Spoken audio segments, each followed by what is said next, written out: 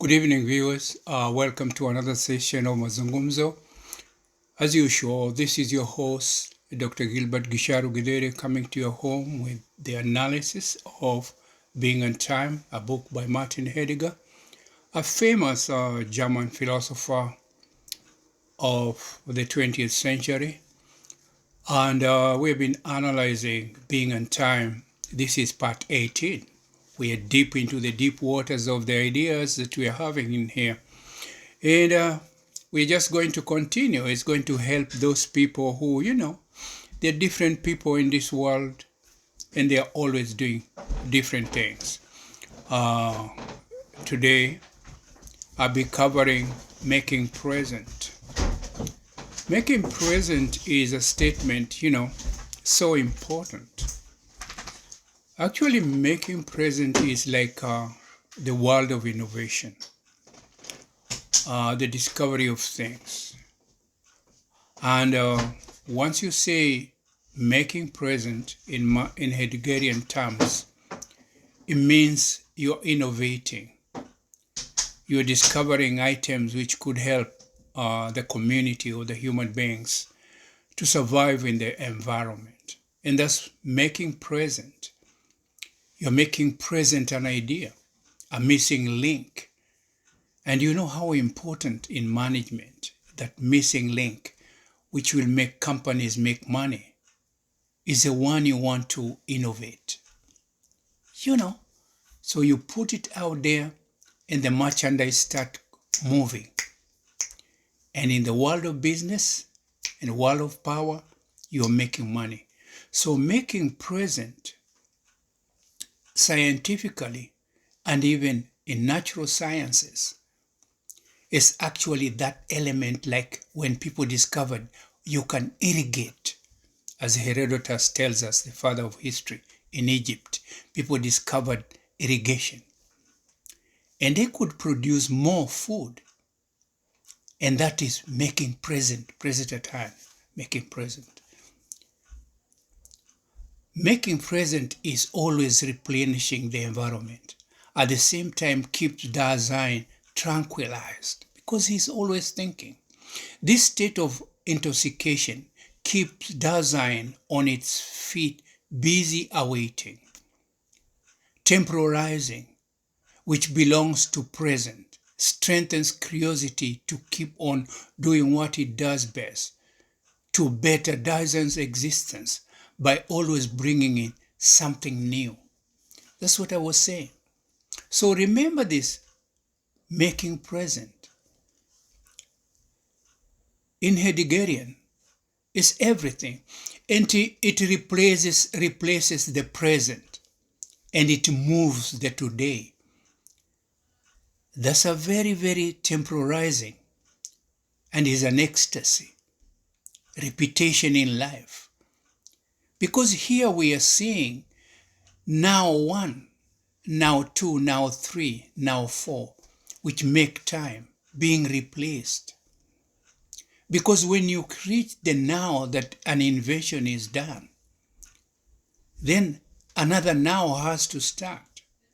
And that's how we went from modernity to postmodernity. Because they're making present and different things are being innovated. Until now, in the postmodernity, we are actually in the digital age, in the world of Fine Cut Pro. The other time I call it Photoshop. Forgive me when I was showing how analog editing has been replaced by Fine Cut Pro in Hollywood. I called Fine Cut Pro, I call it Photoshop. Forgive me, because Fine Cut Pro, those people who know editing, is a very high quality of editing. It has made editing easier of films because you throw them into video and you digitize them edge numbers. And as you cut it, then you put the raw material of the film you have done on the other side of the machine and the edited one on this, and you run them synchronized. So the Fine Cut Pro will pick the sequences that are relevant and from the raw stock of the film from the video will cut the edge numbers according to the way it has been edited. Those people who know it, they know it has actually made work easier in editing in Hollywood, Fine Cut Pro. So it is not Photoshop. It was a Fine Cut Pro. And forgive me for that mishap or mistake in the, I think, program 17 or 16. So if you come there, instead of Photoshop, no, it's Fine Cut Pro. I think it's a Kodak program. We should give them credit. They came out with that fantastic editing machine or gadget. Falling in the world of Heideggerian world, falling is a trials design faces out there, humans face out there. They're always falling. In the Kikuyu language, they say, even a hero sometimes trips on a maize comb and falls down. A hero like Napoleon or Hannibal. He can trip on a maize comb, tiny piece of maize comb on the ground, dry one, and he falls down, and he's a hero. Falling is one of these things we are always in trial. Falling kind, temporizing, which belongs to the present as it leaps away. Leaping away of the present is equivalent to temporalizing, and it is a variable of temporality, which ontologically is finite. Present, when discovery is done, is pushed forward. So we go to chase a present of the future for another discovery to be done. When Gutenberg did a printing press in the 15th century, then in the 20th century, Ada came up with a computer in 1921. So you can see 500 years, the present was in 1921 when Ada discovered the computer. It's important at this juncture to visit with the fact that Dasein is all the time evading to face death by avoiding thoroughness. Present, Dasein, in brackets, all the time leaps away from this unwanted end, trying to pull himself into it. Dasein clings onto the presence with all its temporal power to delay the end. So actually what you're seeing here, and is so important to remember, that the end, because Dasein or human beings are finite, they are always at the back of their mind in a denial. They don't want to accept that the one time they will come to an end. And for that reason, they are always evading the issue of dying. And to delay that. And so they are busy doing things so that they don't have to put their mind into thinking of their demise, that at one point they will come to the end of their days. The temporality of falling, that temporalizing is what I'm talking about. It's the denial situation in the human mind, on the human psyche. He doesn't want to admit that he is finite. And that's why the word temporality is actually the fine music of dance that humans do with death and life. Evading, putting at the back of the back burner, denial, refusing to bring it to the forefront of their lives and thinking about it all the time. Temporality is the one which helps Dasein, which is futuristic, futural by behavior and characteristics. This labyrinth of fallings and trials, the maze of life, the labyrinth, the nuances of finiteness, the tacit elements, the finesse elements of that one time you come to the end. Always, Dasein or humans are in that dance. And everybody sometimes says, I'm listening to a different drama. That's the book by Melvin Kelly, A Different Drama.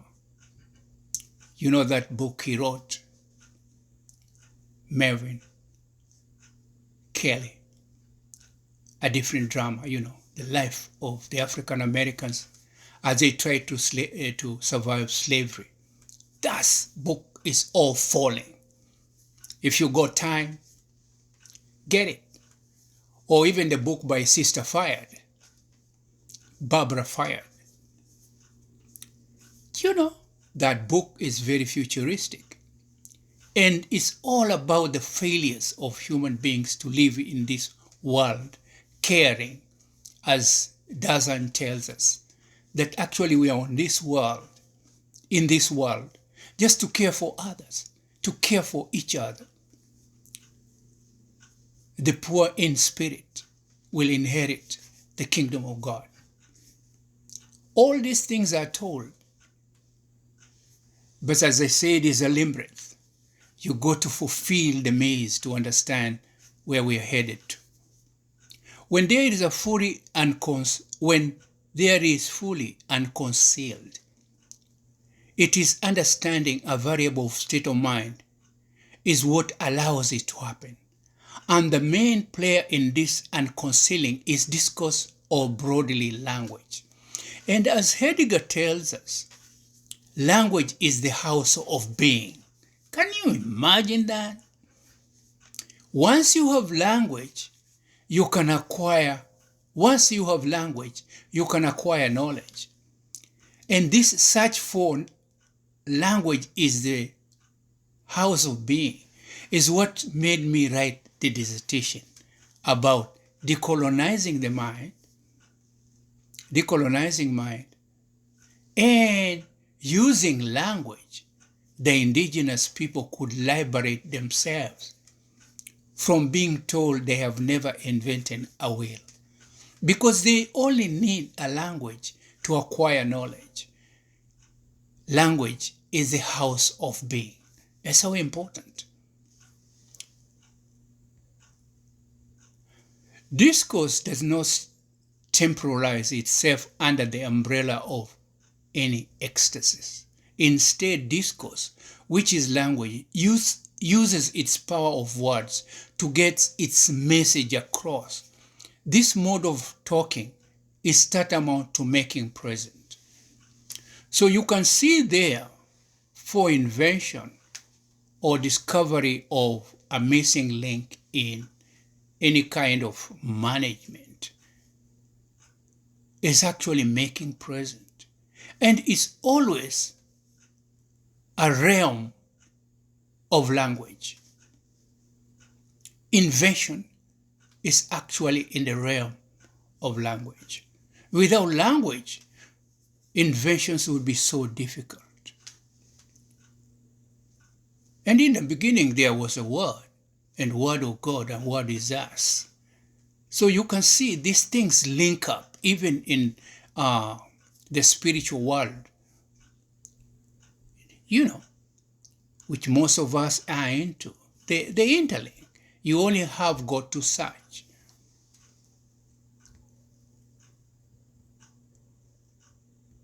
Discourse, by nature, is temporal. Also, ecstasis plays part in the operation of discourse. The ecstatical unity of temporality is a thing that affects discourse equally as any other entity. Aspects are, since primordial, have been affected by temporality of concern. Aspects, concepts. Spirit is concept. So as we continue to discuss these things, you got also to remember there is time is ticking. Now 1, now 2, now 3, now 4. Those are seconds and minutes passing in life. And that's temporality temporalizing, historizing, creating history. As time goes on and events are taking place, history is being created. So in temporality, there is also historicality on historizing. They are all in this dance, in this tempo of life.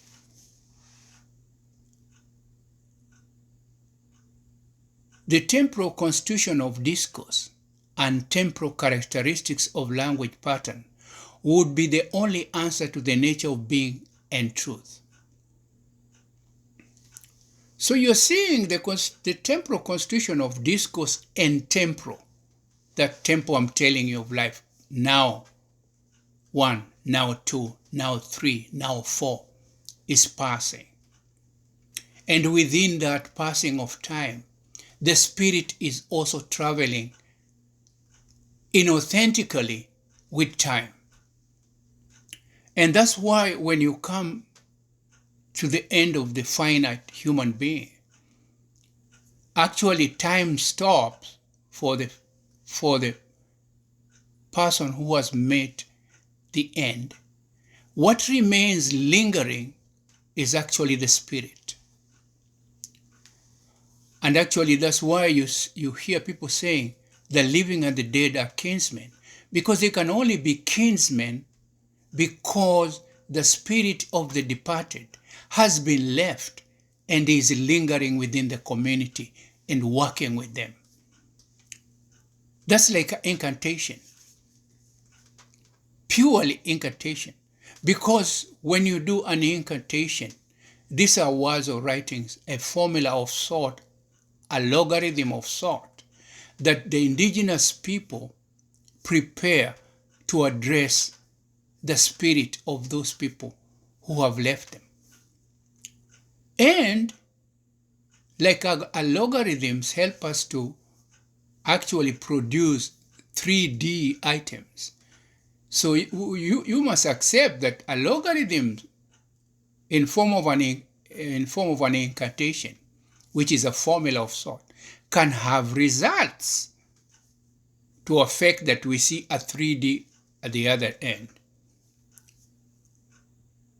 That's a deep concept of, that's an abstract, a labyrinth of thoughts, nuances, tangent points and fine points that make us, be able to produce and innovate as we live in this world.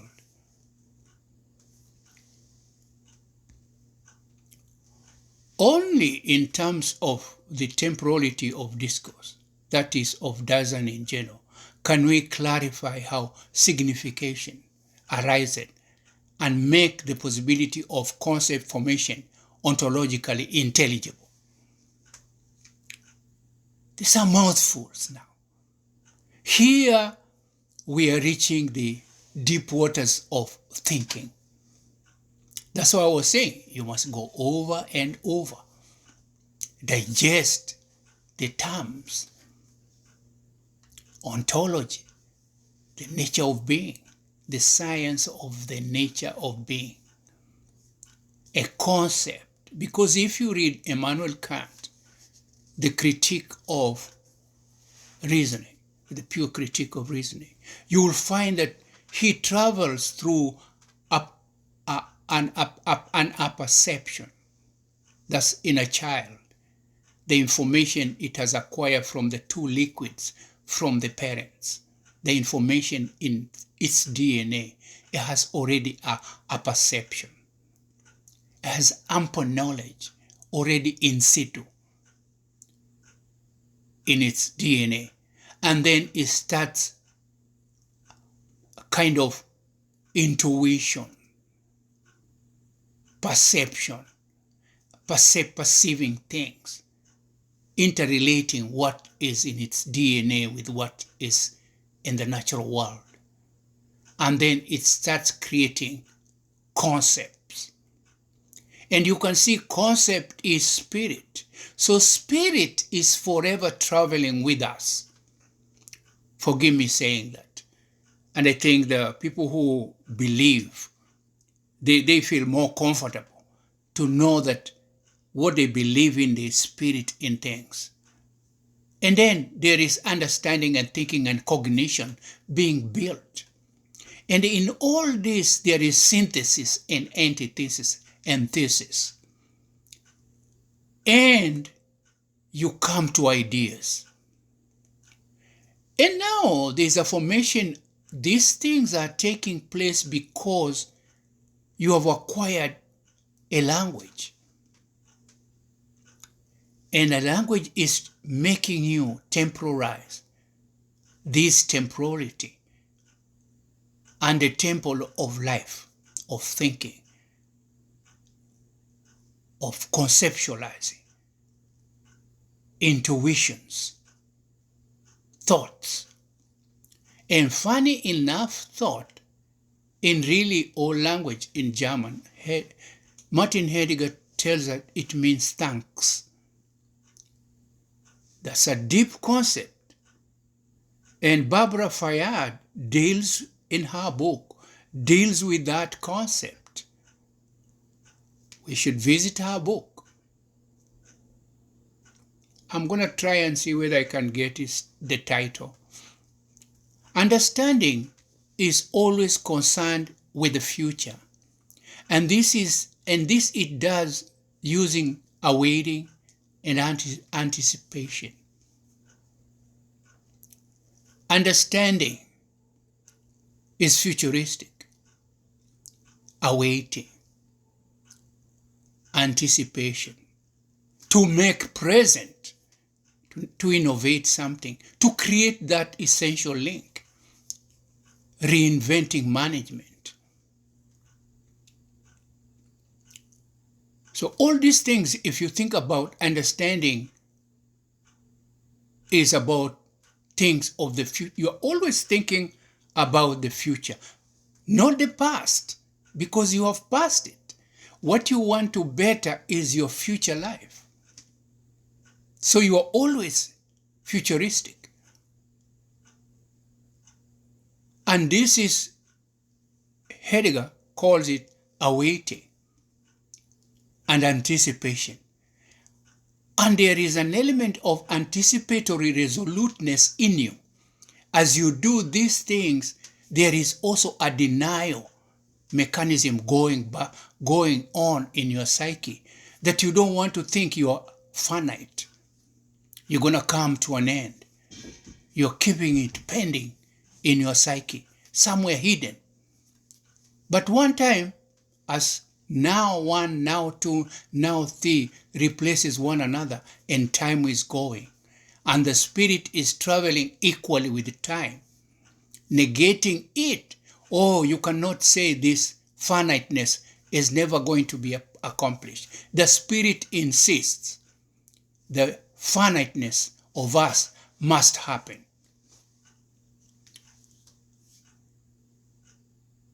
These are deep concepts, and that's why I'm saying we got to read deeper. State of mind, we are still here. State of mind temporalizes itself using the having been status. Now, this having been status, because you can never live, okay, say you're futuristic, there has to be a past that you go to visit the past in time travel. You go to travel and see, how did I live as a child with my parents? How much is my behavior affected? The nature that we talk about has affected how I do things. Why am I always sad or happy? Do I get it from my parents? You visit the having been. So as we make present, also there is an element of having been. You can never ignore that.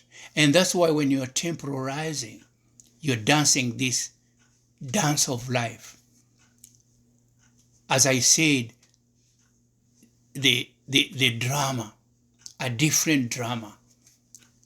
As Melvin Kelly tells us, the African Americans during the time of slavery, as the white people danced to a drama, and they wondered, how come these people don't dance with us?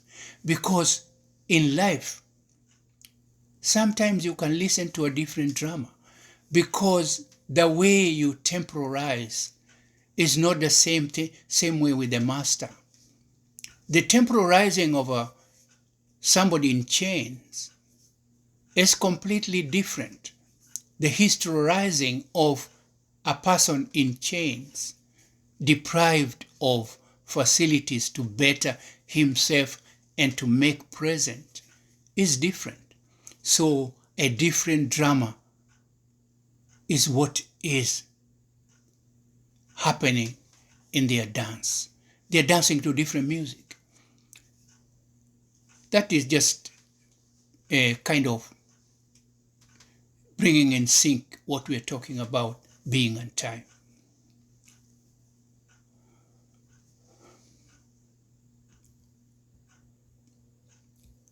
State of mind temporizes itself using the having been status. And this status is made up of repetition and forgetting. And lastly, falling temporizes using the present, which gives out making present or a moment of vision. Eureka, Archimedes, when he discovered the principle of flotation, the law of flotation, and he shouted, Eureka, I have found it. That can be called a moment of vision. That's a moment of vision. Akinyi, aye, aye, aye, aye, aye, aye. That is Job Seda, the famous musician from Kenya. Aye, aye, aye, aye, aye. Akinyi kiwinja weuru wadokie dala. They have suffered in the diaspora and everywhere they have been. Now they are saying, oh, the time has come. Akinyi kiwinja Koth, Biro weuru wadokie dala. Aye, aye, aye, aye, aye. Akinyi kiwinja Koth, Biro keruru wadokie hedala. In the other program 17, I sang Njoroge's song. And Francis Njoroge was a great friend of Job Seda. They were great friends. And I think, I remain to be corrected, I think one time they played music together at the African Heritage with Donovan Moore. You know, the guy who used to hold the African Heritage. God rest him in peace in heaven, because he passed away, I think this year or last year. Those people who know him, these people played music together. And music is actually falling and temporizing. Koth, Biro, the rain is coming. And if you are going to plant your seeds, or you go to take the cow grazing, be careful. Koth, Biro. You got to do those things before the rains. Got to prepare the farm and plant the proper seeds. Put fertilizer and go with the times, the seasons. Every song has got something is advising us about falling, making present, anticipatory resoluteness is in those songs. so much in songs. I just wanted to bring that out, to nini, because music, is the sugar makes the medicine go down. And those people who know, sweet things. Nani asiyependa tamtam? Mtoto akizaliwa akilia kidogo, ukimpatia maziwa ananyamaza. Manake nani asiyopenda tamtam? Hata wa modhenya, hata kajiwe anapenda tamtam. These are all songs, They're temporizing, they're historizing existential ontological phenomenologies are entailed in those songs. Ecstasies, Purple Rain by Prince. You listen to that song, I have this, my Purple Rain by the great musician, Prince. Understanding is always a present, which is in process of turning into having been. At the same time, the state of mind acting as a future in temporality as the catalyst makes sure that present is available to undergo a transformation into a state of having been. Present is going to undergo a transformation into a state of having been, because making present has replaced the present that was there, and there has been a discovery. So the present has been pushed. The present of that time has been pushed, is actually having been now. Present is always being negated. And also it is being negated by negation. This is dialectics and is Hegelian. The present is always leaping away from the future, which is the process of having been, or the present remains in a state of being held by the future. This is ecstasis, psychedelic ecstasis at work, and temporality temporalizing itself to a whole. The wholeness created in the above activity results into a wholeness of existence, fluxicity, and falling forth does I. This wholeness, in simple terms, is what forms unity of care and structure. Because now making present, as we said earlier, is an innovation. The holiness is the labyrinth of life, this maze of life. And basically this maze of life that Heidegger is writing about, at the center of it, at the core of it, is care.